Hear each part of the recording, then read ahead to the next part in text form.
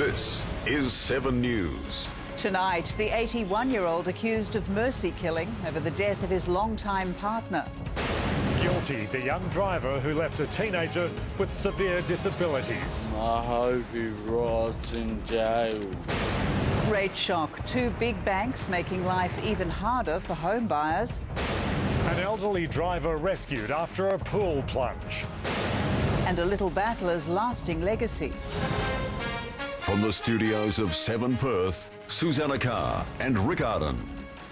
Good evening. We start tonight with the details of an alleged death pact between an 81-year-old man and his longtime de facto wife. Herbert Erickson of Armidale is accused of suffocating his partner with a pillow before trying to kill himself. Chantel Tui has the story. A Perth teenager left with severe disabilities after being knocked down by a car says he hopes the driver rots in jail. Jessica van der End reports. A Balladura man has been rescued from his sinking car after crashing into a backyard pool. The elderly man has thanked his neighbour for saving his life. Alexis Donkin reports. An 88-year-old Bunbury man bashed with a cricket bat on his morning walk has vowed not to let the ordeal change his life. The man, who wants to be known as John, went for another walk this morning, despite nursing a fractured jaw. John was attacked by 2 men demanding money. Police say they're looking for 2 Caucasian men in a small, dark sedan. Westpac has joined ANZ to lift interest rates just days after the Reserve Bank contemplated a cut.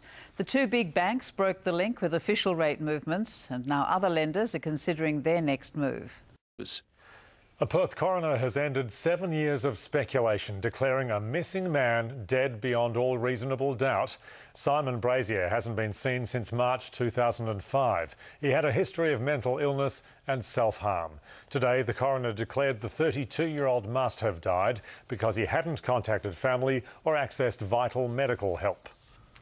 Lawyers for a woman suing the son of MP Janet Woolard over a drunken boat crash have accused him of exaggerating how drunk he was, including his use of the nickname Goon Boy.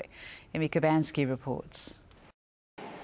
TV legend Bert Newton is recovering from a health scare in a Singapore hospital. He's developed complications after a heavy cold, and he's taken leave from his role in the stage show Wicked. Doctors were concerned following his bout of pneumonia last year. His wife Patty is now preparing to travel to Singapore. Over to see how he is and to just have a little visit with him and look after him. The producers of Wicked say Bert is due back at work next week. Kevin Rudd's wife, Therese Rain, has now added to speculation of a leadership challenge. She's refused to rule out the couple moving back into the lodge. A year ago today, the death of a little Perth boy touched the hearts of West Australians and inspired his father to find a cure for cancer. Elliot Parrish was just 4 when he died of brain cancer, but his legacy lives on through the telethon adventurers. And coming up next in 7 News, flash floods hit Sydney. And every parent's nightmare. The little girl snatched by a stranger at the shops, and mum was just metres away. And a struggling young couple win $66 million. First thought was, we've got to take care of our parents. In 7's Money Watch, our share market finished the week down as investors struggled with a weaker resource sector, a soaring Aussie dollar and Greece's continuing debt crisis. The ASX 200 was 37 points lower, following a lacklustre lead from Wall Street. Materials led the market's falls, dropping 1.5% as investors continue to digest BHP and Rio's soft profit results. Newcrest Mining had a much better day, with first half profit up 50% to a record high, due to higher sales of gold, silver and copper. James Hardie's in for a $300 million windfall, winning a legal stoush with the tax office, though their share price dropped 21 cents.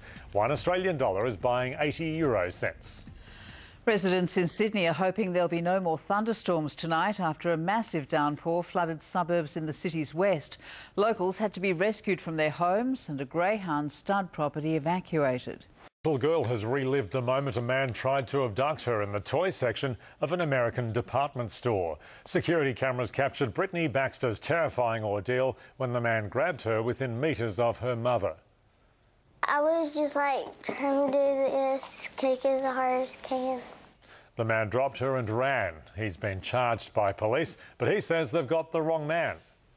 Sir Paul McCartney has been honoured for his 50-plus year career in the music business with his own star on the Hollywood Walk of Fame. Hundreds of fans came to catch a glimpse of the music legend. McCartney is the last of the Beatles to get a solo star. Rocker Neil Young was there to honour his fellow musician. The star is alongside John Lennon, George Harrison and Ringo Starr. English couple Cassie Carrington and Matt Topham are no longer needing to worry about getting their broken washing machine repaired. They can buy as many new ones as they like with the $66 million they've won in the Euro Millions lottery. First thought was we've got to take care of our parents. Matt wanted to pay off his dad's mortgage for him. The 22-year-olds also plan to spend a little more on their upcoming wedding. Basil's back with Friday night sport and a hot return for the Dockers, Baz. A scorcher today, Rick, yes, but they've got their boots on tonight. After the break, we'll go live to Patterson's. Mate versus mate. Freo shake off the cobwebs with an intra-club match. And what a catch. Mike Hussey falls to a blinder at the whacker. What a catch! What an unbelievable cotton ball! Now, Fuel Watch. Perth's petrol prices. Brought to you by Fuel Watch and 7 News.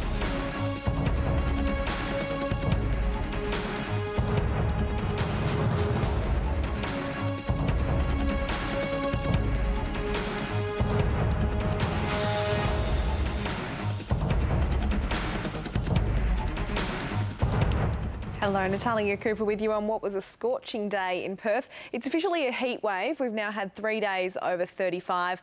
But it'll end tomorrow. It's cooling off about 10 degrees. Currently in the city, it's 28.9, humidity 49% and winds from the southwest at 9 kilometres an hour.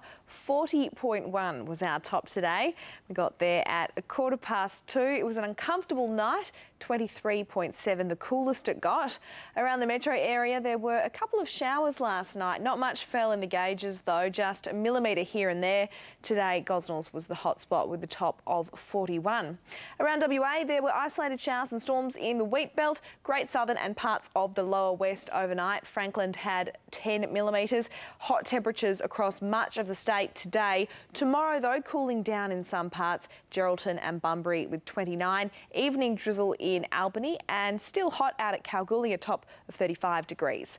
Over to the satellite, and a trough is lying just inland from the west coast. It's triggering isolated showers and storms in central and southern parts of the southwest land division. It's going to be cooler but humid tomorrow as that trough moves further to the east.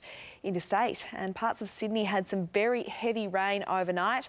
Tomorrow, the chance of a storm in Sydney, Canberra and Brisbane as well. Showers and 22 degrees in Melbourne. On our waters tomorrow, west to northwest winds 8 to 13 knots, seas to ½ a metre and swell to 1.5. So after such a hot one today, tomorrow cooler, humid though, cloudy at times, a top of 29 down to 20 degrees tonight. Then there's the chance of a morning shower on Sunday, 29 the top. Next week is looking fine with temperatures close to 30 degrees and Valentine's Day 33. Well, that's all from me. Enjoy your weekend and those cooler temperatures. Here, Rick and Sue. Thanks, Natalia. That's 7 News this Friday. Have a great night.